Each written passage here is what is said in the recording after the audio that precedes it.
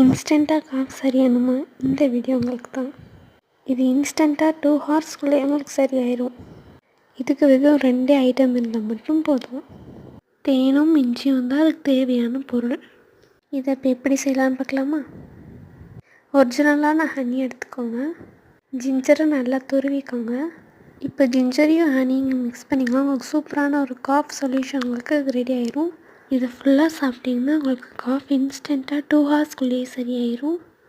Below 10 இயர்ஸ்குள்ளே இருந்தாங்கன்னா உங்களுக்கு 1 spoon தாங்க. அபவ் 10 இயர்ஸ் இருந்தாங்கன்னா 2 ஸ்பூன் சாப்பிட்ணும்.